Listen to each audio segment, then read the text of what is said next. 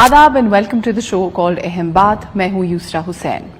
हाल ही में दुनिया भर में हमने ऑब्जर्व किया international day against drug abuse and illicit trafficking. Awareness फैलाने के का जहां तक ताल्लुक है या इंफॉर्मेशन की जहां तक ताल्लुक है, that all is readily available. लेकिन आज इस शो पे मेरे साथ हैं डॉक्टर साहब, डॉक्टर यासिर हसन राठौर, जो कि हेड हैं डी एडिक्शन सेंटर जो कि एसएमएचएस में है, प्रीमाइसेस एसएमएचएस के हैं, it comes under IMHANS. He is the head of the facility. Doctor Yasir, welcome to the show. We gonna talk about drug abuse specifically, but सबसे पहला और डायरेक्ट सवाल आपसे मेरा ये है, how bad are we into this problem? Reports जो हैं काफी ग्रिम हैं। अगर हम सिनेरियो की बात करें, regarding that we have done a community survey पिछले साल, तो उसमें the survey the results were very alarming and grim. तो उसमें क्या देखा हमने कि around 2.43% was the prevalence of addiction, substance use disorder की, तो that to dependence pattern। यहाँ पे डिफरेंस ये है कि डिपेंडेंस पैटर्न्स मीन्स कि वो उन लोगों को डेली लेना पड़ता है, जो भी नशा वो करते हैं, जिस चीज़ का भी, जिस भी सब्सटेंस या मंशियात का, वो डेली लेना पड़ता है, कंज्यूम करना पड़ता है। So it was dependence pattern.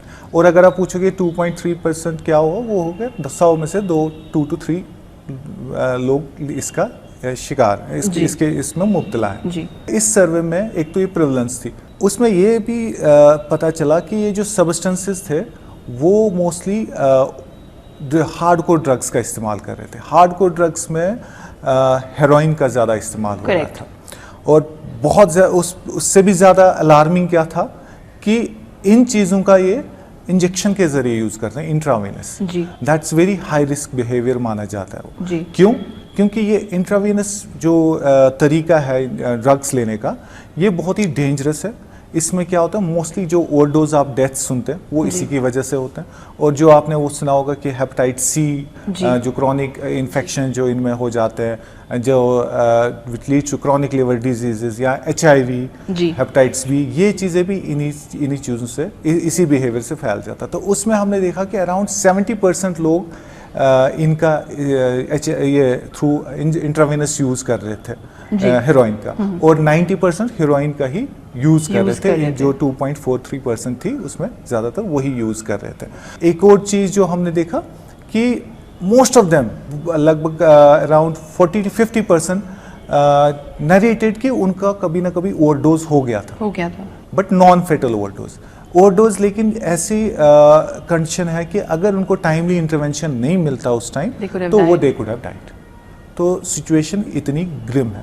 Even our hospital statistics अगर हम बात करें, जो हमारे हॉस्पिटल के विजिट्स हैं, पेशेंट विजिट्स, आप देखोगे अराउंड हर दिन हम लगभग 100 to 120 पेशेंट्स देखते हैं एवरी डे। इसमें नए पेशेंट लगभग 10 to 15 पेशेंट्स नए होते हैं और बाकी फॉलोअप पेशेंट्स होते हैं। अगर हम कंट्री की ओवरऑल बात करें, you know the largest number of heroin abusers जिसकी हम बात कर रहे थे अभी, they are from UP. The percentage is लगभग 17.3%। Then it's followed by Delhi 16.3%, then West Bengal 15%, Manipur, Bihar.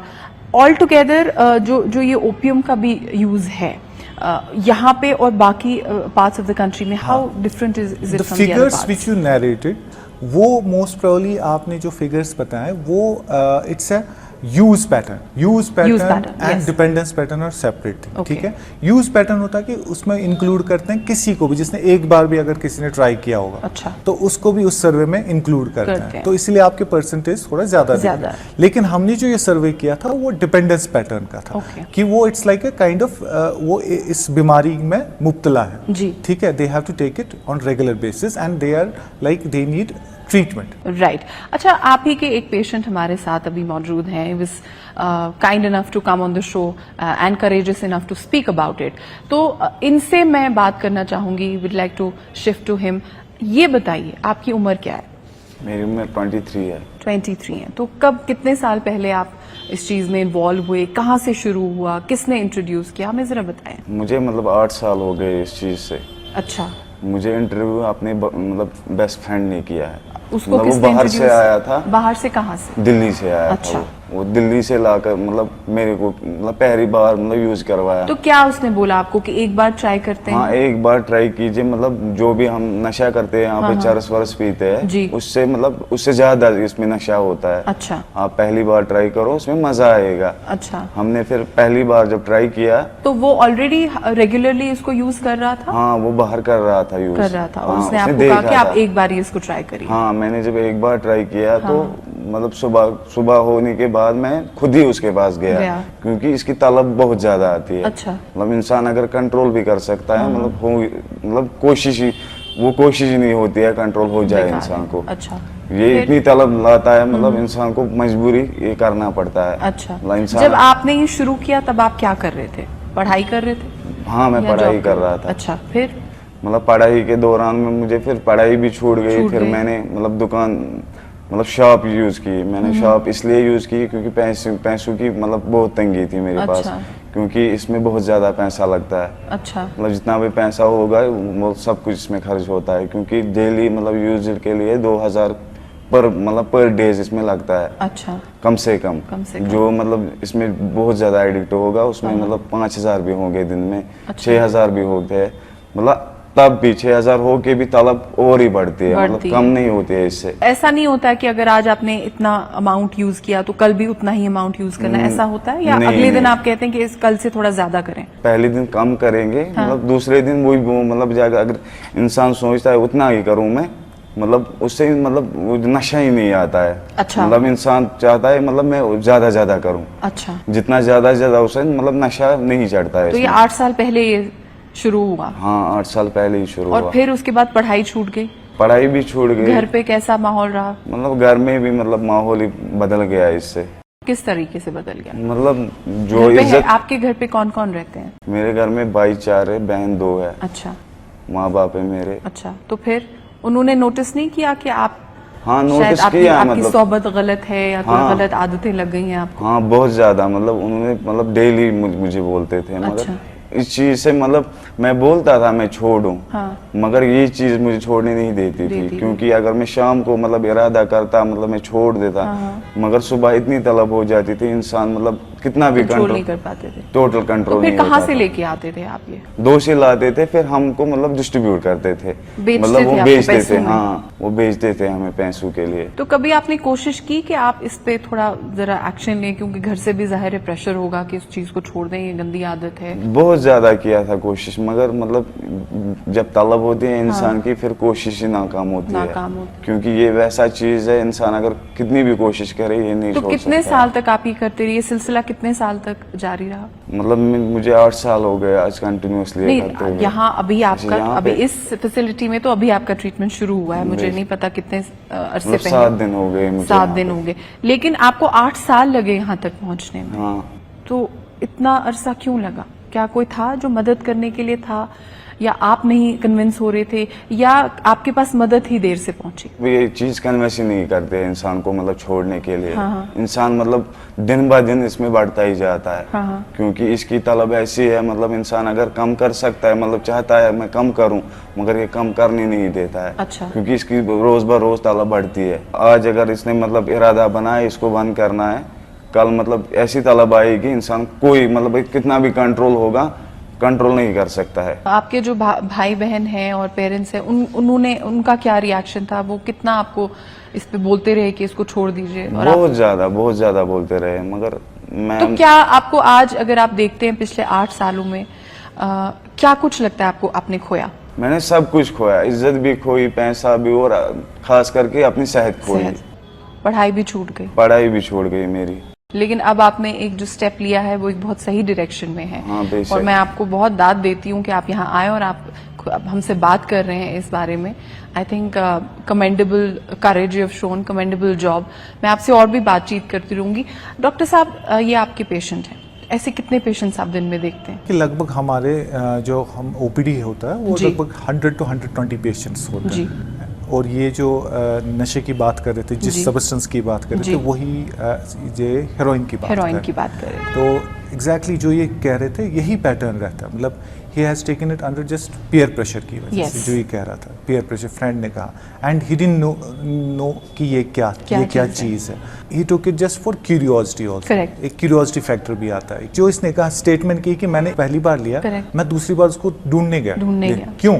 क्योंकि he experience those withdrawals, craving. For instance let's assume कि इस वक्त जो कोई हमें देख रहे हैं ऐसे कुछ शख्स जिन्होंने एक बार या 2 बार इसको ट्राई किया है, व्हाट इज दैट वे कि वो 1-2 बारी पे ही रुक जाए? पहली बात तो है कि अवेयरनेस नहीं है लोगों में, अवेयरनेस नहीं है। They take it as a cigarette, इनको लगता है चलो ये नॉर्मल सिगरेट की तरह है, या even for that matter cannabis भी चर्च की तरह है, क्योंकि ये, लेकिन ये डिफरेंट है उनसे, किस लिहाज से? इट्स सेडेटिव की तरह। ये बहुत एडिक्टिव है, ये बहुत ही स्ट्रॉन्ग ड्रग है। तो ये 1-2 बार लेने से ही आप इसमें एडिक्शन हो जाती है, आपका ब्रेन इस पे डिपेंडेंट हो जाता है। तो पहली तो बात है कि यू शुड नेवर एक्सपेरिमेंट, ठीक है, नेवर ट्राई, ऐसा कुछ करना ही नहीं है। व्हेन यू डोंट नो कि क्या चीज़ है, करेक्ट, ये क्या चीज़ है। एंड इसमें इम्पोर्टेंट है कि पेयर प्रेशर बहुत ही, मतलब ये बहुत पेयर प्रेशर बड़ा, ये क्या बड़ी एक टाइप की खतरनाक चीज़ है। So you should know, even बच्चों को पहले से ही अर्ली चाइल्डहुड से लाइफ स्किल्स सिखाओ। उन लाइफ स्किल्स में एक स्किल पता है क्या? वो पेयर प्रेशर है। कैसे पेयर प्रेशर को हैंडल करोगे आप, ठीक है, क्योंकि पेयर प्रेशर कुछ भी करवा सकती है आपसे, ठीक है। 8 साल पहले टीनेजर में इसका जो है, इसका ब्रेन अभी पूरी तरह डेवलप नहीं हुआ, डिसीजन मेकिंग इम्पेयर होती है, जजमेंट नहीं होता, मतलब because brain is not still develop.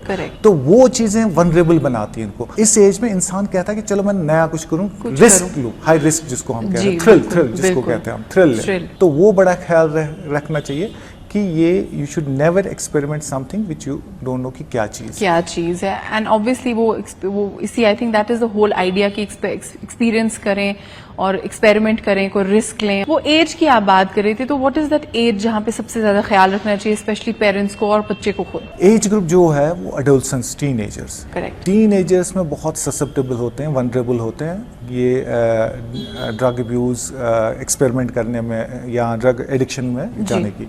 तो बहुत इम्पोर्टेंट है कि पहले तो प्राइमोडियल इसकी मेजर्स की बात करें तो उसमें तो पहले ही जो मैंने कहा, अर्ली चाइल्डहुड से आपको लाइफ स्किल्स बच्चों में सिखाने चाहिए, ठीक है। पीयर प्रेशर को कैसे हैंडल करें, डिसीजन मेकिंग या इमोशंस को कैसे रेगुलेट करें, इमोशंस के बारे में उनसे बात करें, क्योंकि मोस्टली आप देखोगे कि ये कभी कभार बिकॉज ऑफ डिप्रेशन या बिकॉज ऑफ एंजाइटी और रिलेशनशिप इश्यूज़ की वजह से या स्ट्रेस की वजह से कभी कभार ये लेते हैं। तो वो पहले से अगर बच्चों को सिखाया जाए तो वो तब जाके वो बड़े होके या टीनेजर्स में दे बिकम मेंटली, जिसको हम कहेंगे हेल्दी बच्चे, ठीक है। तो पॉजिटिव मेंटल हेल्थ पे फोकस करना है since childhood. Positive mental health है ये हमारे यहाँ, एक तो इसको एडवोकेट भी बड़े कम लोग करते हैं, अवेयरनेस उतनी ज्यादा नहीं है। What are the 2-3 main things जो आप इस वक्त हमें ब्रीफली बता सकते हैं, जो घर पे मेंटल हेल्थ को इम्पोर्टेंस दी जाए, पॉजिटिव मेंटल हेल्थ को तरजीह दी जाए? सबसे इम्पोर्टेंट इसमें है कि कम्युनिकेशन रखना। अच्छा। बच्चे के साथ कम्युनिकेशन रखना, लेकिन कम्युनिकेशन कैसी, वन डायरेक्शन नहीं, बाई डायरेक्शन, अच्छा। ठीक है। और इमोशनल कनेक्ट, अच्छा, ठीक है। बच्चे के साथ टाइम दें, ठीक है, उसकी इमोशंस को अंडरस्टैंड करें, ठीक है। वो ऐसा रैपो रहना चाहिए बच्चे के साथ कि he should share everything with you. एक और इम्पॉर्टेंट चीज़ है कि हम यूजुअली ड्रग्स के बारे में बात नहीं करते हैं, हम बोलते हैं क्या पता ये यहीं से तो नहीं हम इंड्यूस कर रहे हैं इसको, लेकिन ये देखा गया है साइंटिफिकली या रिसर्च ने ये दिखा है, the earlier you start educating them the better it is, ठीक है। बातचीत जारी रहेगी। हम बात कर रहे हैं ड्रग अब्यूज के बारे में। मेरे साथ शो पे हैं डॉक्टर यासिर हसन, जो कि हेड हैं डी एडिक्शन सेंटर SMHS के, वो इम्हांस के अंडर आती है ये फैसिलिटी। वेलकम बैक डॉक्टर साहब। मेरा अगला सवाल आपसे, what is the correct way of educating a child about the negative effects, ना कि ग्लैमराइज, नेगेटिव इफेक्ट्स के बारे में बताएं। जैसे आप किसी भी चीज़ के बारे में आप बच्चे को एजुकेट करते हो कि ड्राइविंग फास्ट मत करो जी, ये खुदा ना खासा एक्सीडेंट हो सकता है, कभी कोई भी इलेक्ट्रिक वायर है उसमें करंट लग सकती है। तो ऐसे ही पहले से ही एजुकेट करें कि बच्चे को समझाना है कि कभी बेटा ऐसा भी हो सकता है कि somebody will try to tell you experiment this drug या कुछ इवन फॉर स्मोकिंग भी पहले से ही उसको बच्चे एजुकेट करें कि स्मोकिंग के क्या ये नेगेटिव इफेक्ट्स हो सकते हैं, अच्छा, क्या खतरनाक नतीजे हो सकते हैं। So I think you strongly advocate making your children aware and talking about it rather than इसको एक अंडर कवर में नहीं cover में करना। और नहीं इम्पोर्टेंट चीज़ें यहाँ पे आप सोचोगे अगर मैं इसको ड्रग्स के बारे में नहीं बताऊँ, पैटर्न नहीं बताऊँ, ये कल को देखें कहीं और से इंटरनेट है आपके पास, तो वहाँ पे ये कभी कभार गूगल करके देख लेते हैं और आपको पता है इंटरनेट पे ऐसी इंफॉर्मेशन है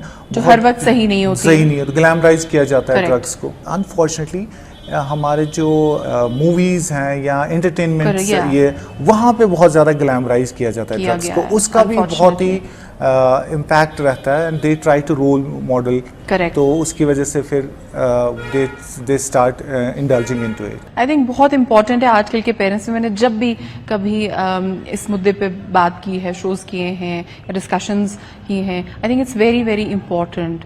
एक तो बात करना, एक ओपन कम्युनिकेशन रखना, और आई थिंक इमोशनल कनेक्ट रखना बच्चे के साथ, बच्चे से। और सबसे ज्यादा इंपॉर्टेंट जो मैं कहना चाह रही थी कि माँ बाप का इंटरवेंशन होना, ना माँ बाप should not intervene to the level का जहाँ बच्चा ये लगे कि मेरी कोई प्राइवेसी नहीं है और हर बात पे इंटरफेरेंस है। बट आई थिंक वो माँ बाप को वो खासतौर पे विद एज दैट कम्स कि खुद ही यू शुड बी अवेयर बच्चा किसके साथ उठ रहा बैठ रहा है, कहाँ बात कर रहा है, क्या कंटेंट वो कंज्यूम कर रहे हैं। I think that's very very important for all the parents. मुझे आप बताइए, आपका नाम मैं नहीं लूंगी, बट आप मुझे बताइए आपको इधर ड्रग डी एडिक्शन सेंटर में कौन लेके आया, कैसे फिर आप इधर पहुंचे? मैं यहाँ पे खुद ही आया हूँ। खुद आया? हाँ, मैं खुद ही आया हूँ। कैसे पता चला आपको इस सेंटर के बारे में?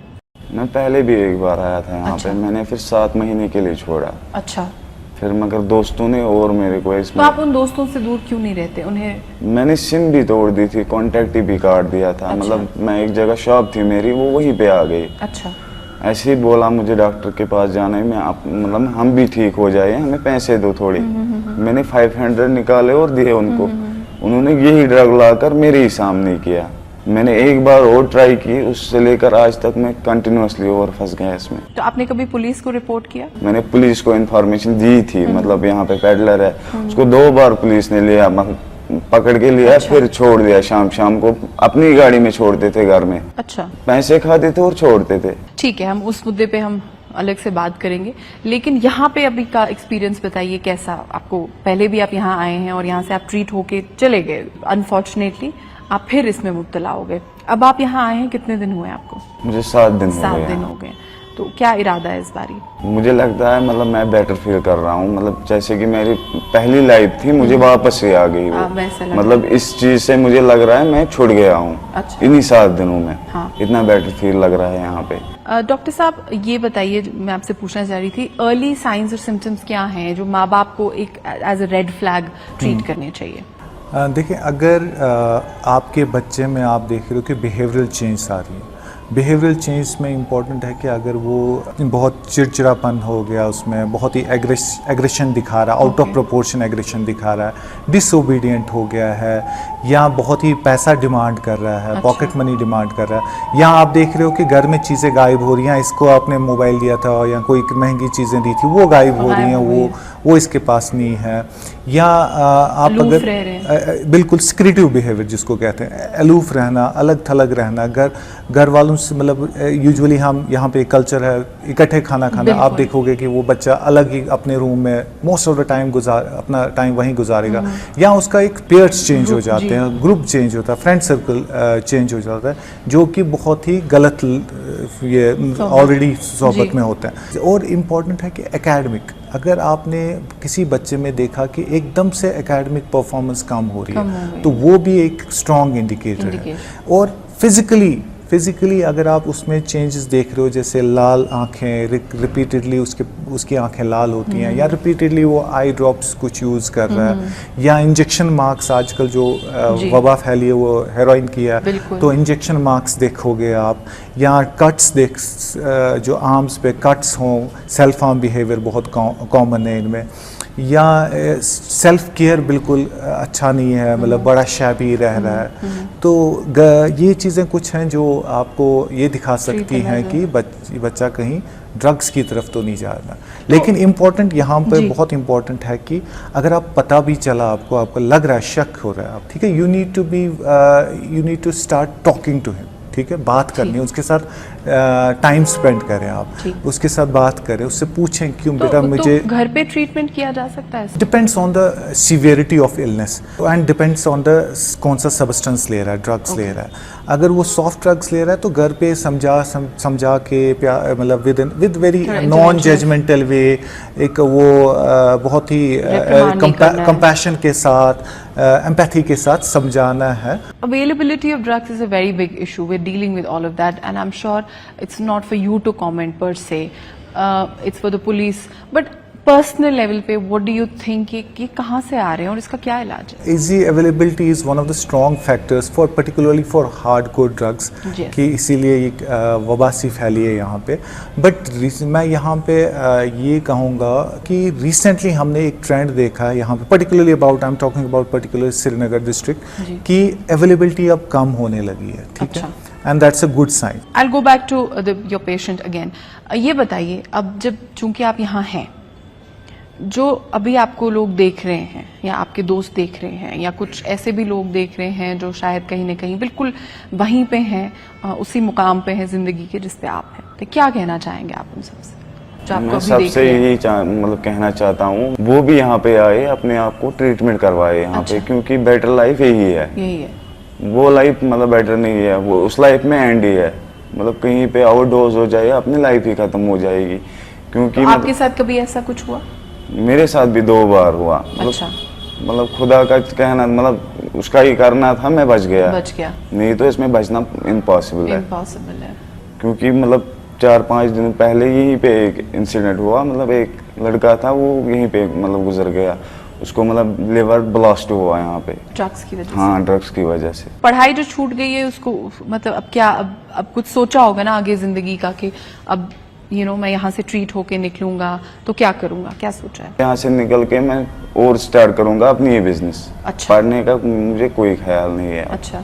क्योंकि मतलब जो पढ़ने की दिलचस्पी होती है वो खत्म हो गई है। इसी वजह से खत्म हो गई? होगी, इसी वजह से होगी खत्म। अदरवाइज आप पढ़ाई अपनी पूरी कर लेते? नहीं तो मतलब ठीक था, मैं पढ़ाई में भी ठीक था, अच्छी मतलब घर में भी अच्छा था। कोई स्पोर्ट्स वगैरह ज्वाइन करने का कोई इरादा है?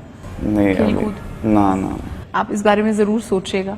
मैं तो खैर नहीं एक्सपर्ट हूँ, डॉक्टर साहब बैठे हैं, बट मुझे लगता है एक छोटी सी suggestion, and I don't know if you will endorse it, जब आप यहाँ से निकलेंगे तो कोई स्पोर्ट्स ज़रूर ज्वाइन करिएगा, उससे मुझे लगता है आपको बहुत हेल्प मिलेगी।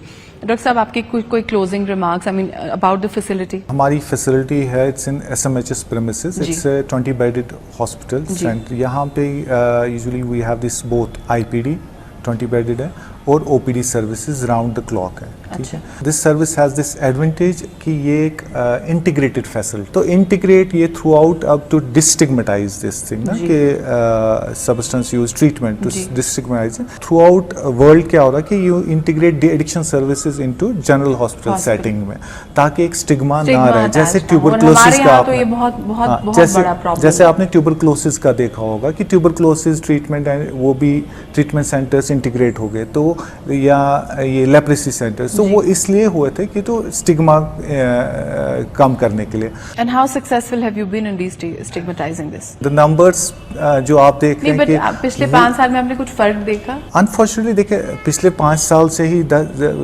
5 साल क्या मतलब फ्रॉम लास्ट 6-8 ईयर्स से हम देख रहे हैं कि ट्रेंड थोड़ा ये चेंज हो रहा है। बट एक चीज़ है कि ट्रीटमेंट सीकिंग में हम देख रहे हैं कि patients are coming without any hesitancy, without any stigma, वो आ रहे हैं ट्रीटमेंट सीख करने यहाँ पे, irrespective of the background, irrespective of the background, from poor to rich people. Unfortunately 10 साल के बच्चे भी देखे हैं हमने और 50 साल का ये भी देखा है हमने। और economic background? From across spectrum, higher to lower socio-economic status. It's everywhere. And have you ever seen the hospital being overloaded? 100 and 120 patients is a huge rush of patients. अगर हम कंपेयर करें इसको from few years back, like 6-8 साल पहले की बात करें, we used to see only 30-40 patients of substance use related issues. Any message that you'd like to give to the parents? Mostly हमने देखा है कि पेरेंट्स यूजुअली डिनायल में रहते हैं। अच्छा, कि नहीं जी मेरा बच्चा नहीं कर सकता ऐसा, my child is the best. हाँ, ये एक चीज़, parents need to be well educated now, well aware about क्या हो रहा है, कौन कौन से ड्रग्स ना बच्चे ले सकते हैं और साइंस एंड सिम्टम्स क्या हो सकते हैं, so that they remain aware about it. ठीक है, लेकिन ये नहीं है कि सिर्फ aware, but you need to एक क्वालिटी टाइम बच्चे के साथ देना है, एक जो मैंने कहा कि इमोशनल कनेक्ट रखना है बच्चे के साथ, तब जाके आप बच्चे को इस चीज़ से प्रिवेंट कर सकते हैं। Thank you very much for joining us on the show. Thank you very much. आपको मैं फिर से एक बारी मुबारकबाद देती हूँ और कमेंडेबल करेज इफ शोन कि आप आए, आपने बात की खुलेआम, और इसमें बड़ी हिम्मत लगती है। अल्लाह करे कि आप दोबारा यहाँ इस फैसिलिटी में हम कभी अच्छे आप मिलने आए अपने डॉक्टर से, have a good rapport and relationship, but treatment के हवाले से आप इंशाल्लाह दुआ करेंगे कि आप यहाँ ना आ पाए। बहुत बहुत शुक्रिया डॉक्टर साहब। Thank you.